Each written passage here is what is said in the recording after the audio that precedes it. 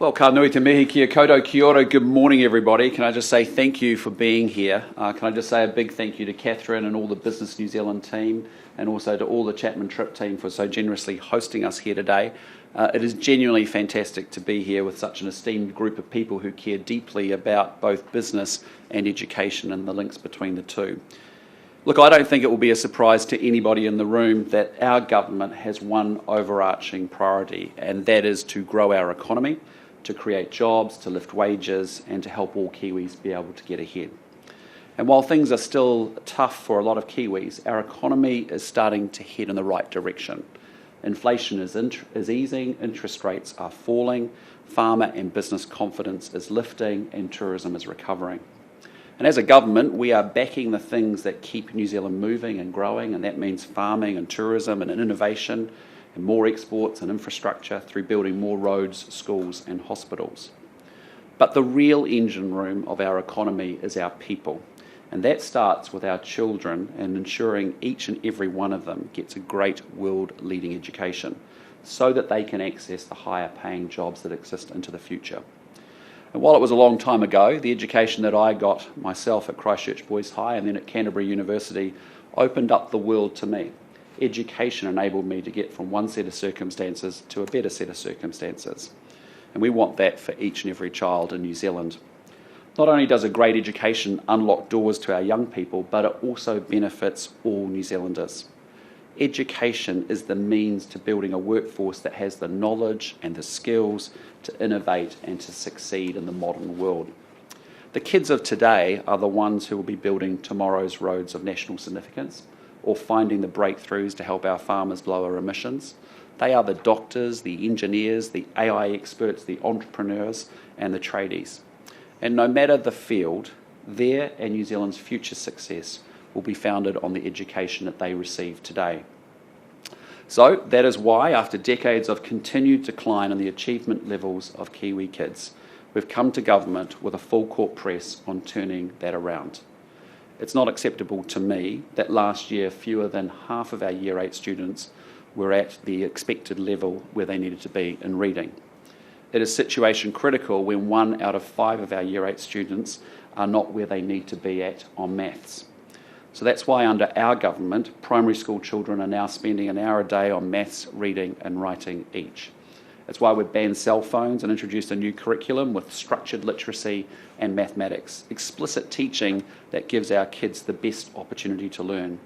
It's why we've introduced phonics checks and clear and concise reporting to parents, and it's also why we invested a record $700 million into support for children with additional learning needs and put an end to open plan classrooms.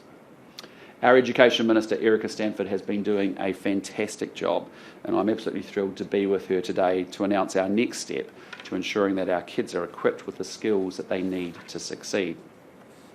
Today, the government is announcing that we are proposing to replace NCEA with a new national qualification that better ensures our young people are ready to take on the world. As a parent, I'm familiar with the challenges of NCEA. The evidence shows that it's overly flexible, can be hard to navigate, and it doesn't always deliver the consistency or clarity that students and employers need to grow. Although well-intentioned, the heavy flexibility in how students can go about attaining the qualification is too often not preparing them as well as it could be for life beyond school. Too frequently, students are choosing subjects simply because they are easier to pass rather than developing the skills we know they need to have the biggest impact on their and New Zealand's future. We want to change that, and our young people deserve the very, very best. We need them learning the core skills to leave school confident and to help them to succeed and contribute to the economic growth and higher paying jobs that we are ruthlessly chasing as part of our longer term economic plan. The power and the potential of any economy is commensurate to the capabilities of its people. And that's why the education of our kids is a priority for our government, and that's why we are determined to make a difference. With that, I want to hand over to our excellent Education Minister, Erica Stanford, to provide a little bit more information on the announcement this morning. Thank you.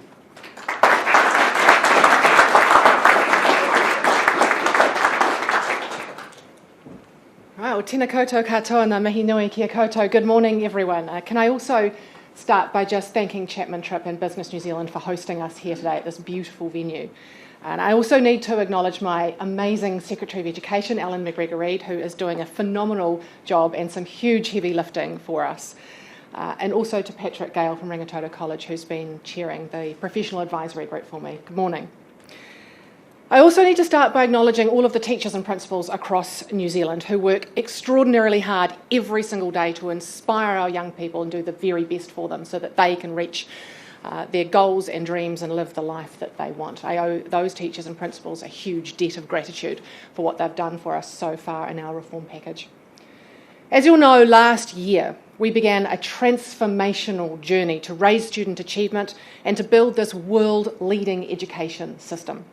And our work program has been defined by clarity and pace and a whole system approach to lifting achievement.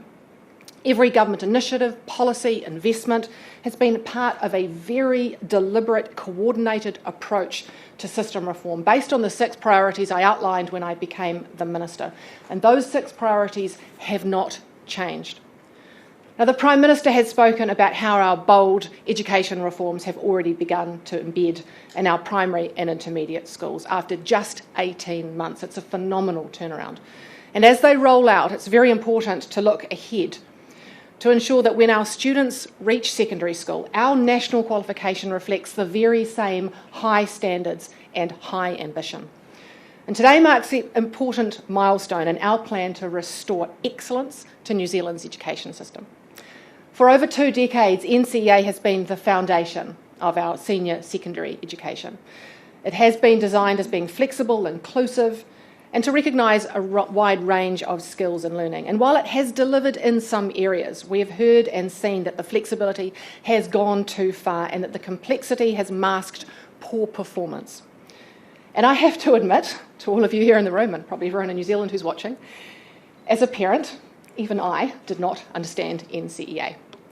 I had years of navigating my daughter through it, and it didn't make sense to me that an E is better than an A, why you can get credits for having a part-time job or participating in a group activity or filling in forms. I didn't understand why the children said to me, we don't need to sit the exam because we have enough credits already, and coming out of an exam, a 3-hour exam after only an hour, and saying, that's okay, Mum. Now, as the Minister of Education, I can see what I intuitively knew, and you probably all intuitively knew as parents, is backed up by the data. 60% of teachers do not believe that NCEA Level 1 is reliable. Half of parents and 40% of students don't understand how NCEA works. 70% of employers don't consider it to be a credible qualification. And it also concluded that NCEA Level 1 is not fair or a reliable measure of what students know or can do.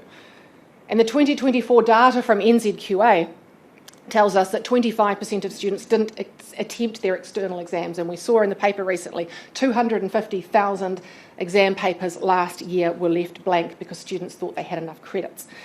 A student is twice as likely to gain an excellence grade through an external assessment than an exam. And only half of Year 12 students achieved NCEA with 3 or more full standards in one subject area. 30% of students used unit standards designed for vocational pathways to simply get across the line and pass NCEA.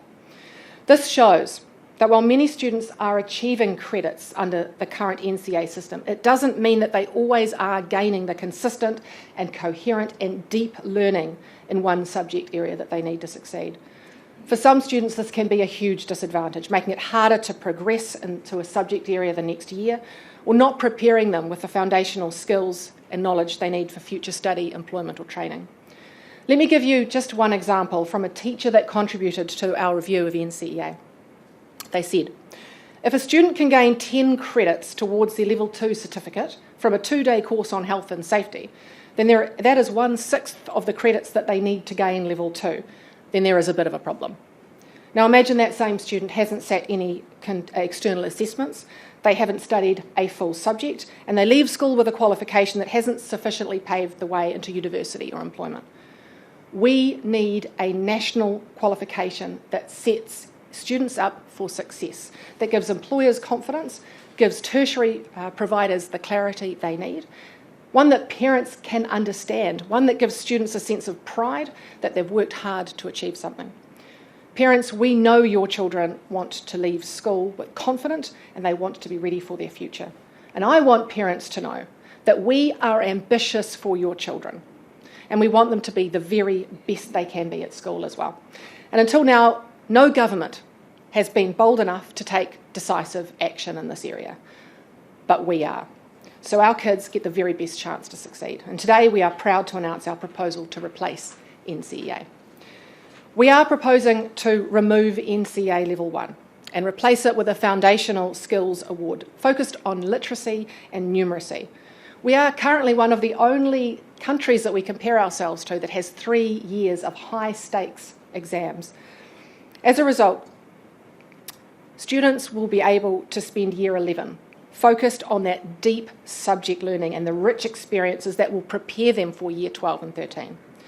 Mastering the basics is non-negotiable, no matter what ambitions or career paths students have in mind. That's why we're proposing to make English and maths compulsory at Year 11.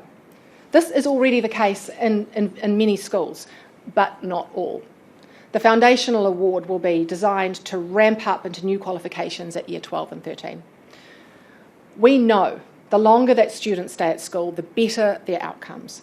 And while the intention would be for students to stay until Year 12, the Foundational Award will provide the potential employers with a sense of a school leaver's knowledge in those fundamental areas of literacy and numeracy. We're proposing, to replace Level 2 and Level 3 with a New Zealand Certificate of Education, the NCEA, and Year 12, the New Zealand Advanced Certificate of Education, or NZACE, at Year 13. Students will be required to take a minimum of 5 subjects and be able to pass 4 to achieve the qualification. Both qualifications will be clearer, simpler, and importantly, they will be internationally comparable and benchmarked. We're also proposing to introduce a subject-based approach. This means students will be assessed on their understanding of whole subjects, underpinned by a refreshed, knowledge-rich, internationally benchmarked and consistent national curriculum that students will be assessed against, not a collection of standards. We want to make the new qualification far less complex so that everyone is clear where a student is at with their learning, what is required to access further study, training or work. And it's crucial that parents know how to help their children and guide them to understand how they're progressing, because parents can't help their children with their grades when they don't understand them. That's why not achieved, achieved, merit and excellence will go. Instead, each subject will have an internal and external assessment that add up to a mark out of 100. And those assessments will align with grades of A, B, C or D. Fancy that. For example, 2 internal assessments and 2 external assessments, for example, with 25 marks each. We want there to be more coherence, more consistency and more clarity of what students know and can do. What I'm really proud of in this announcement are the vocational pathways. Vocational pathways are absolutely crucial. We have to raise the status of vocational education and training pathways in New Zealand. We want them to be seen on par and just as important as academic pathways. We are producing the next master builder, the next expert tradesperson, the next highly skilled automotive engineer or innovator of agri-tech of the future. Now, our economy runs on skilled tradespeople who are masters of their trade, and VET pathways at school must be strengthened. And we know that industry knows best, and that's why we're proposing to work with industry and trade through the industry skills boards to design very coherent packages of learning and assessment that align with industry and tertiary qualifications, making staying at school relevant for every child, no matter what their career pathway. A student, for example, may sit building and construction subject A and building and construction subject B, each subject made up of a set of highly relevant skills and standards determined by industry.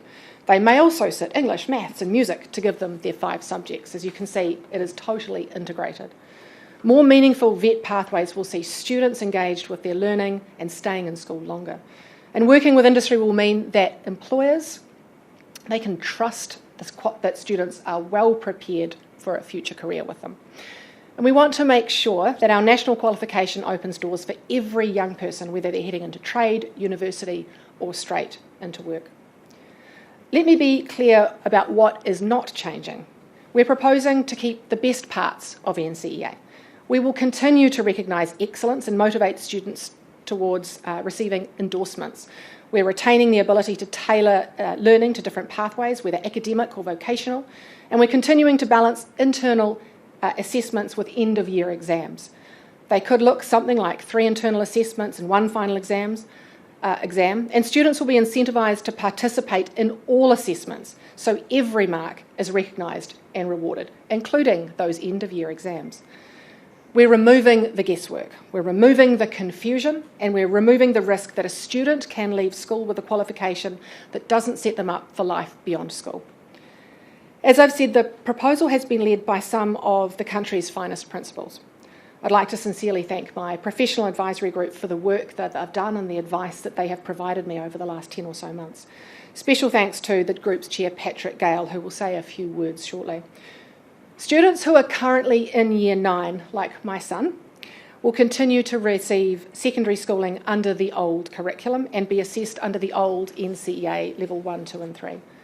Students who are currently in Year 8, in their last year of intermediate, will begin to receive the new curriculum, learning from 2026 next year, and will be assessed under the new award and the new qualifications. This very careful phasing and staging will give teachers the time they need to implement the new curriculum and the new qualifications well. And I know parents of Year 8 students will be thinking that their children will be the first cohort under the new proposed qualification. And I want to assure those parents we are planning for a successful, carefully phased and staged implementation. We will work closely with the subject, principal and teacher associations to ensure everything is in place for 2028. Sector input is going to be vital to get this right. We're building a qualification system that sets up very high expectations and provides support to meet those expectations, one that values both academic and vocational learning, and one that prepares our young people for a very rapidly changing world. Every student deserves a chance to succeed and gain a qualification that is regarded both here in New Zealand and around the world. We're making sure that every student, regardless of background, has that chance to succeed here and on the world stage. This change is about ambition. It's about raising achievement, and it's about better outcomes for our young people. Parents, I know you are ambitious for your children, and so are we. For the next 6 weeks, consultation is open. We want to hear from as many people as we possibly can, and I encourage everyone to read it and have your say, because this is very important. Education is the great equaliser, and it is the greatest protective cloak that we have to wrap around our young people. And if we want a strong, productive economy with high wages and high standards of living, we educate our kids. If we want to reduce benefit dependency and intergenerational cycles of poverty, we educate our kids. If we want the entrepreneurs, the tech experts, the climate and rocket science of the future, we educate our kids. Your means should not determine your destiny, and a strong, consistent national qualification sets our kids up for success and a better life. This is our opportunity to shape our country's future, and doing nothing was never an option. This change is bold, but it is needed, and we will deliver as we have been in education. Nō reira, tēnā koutou, tēnā koutou, tēnā koutou katoa.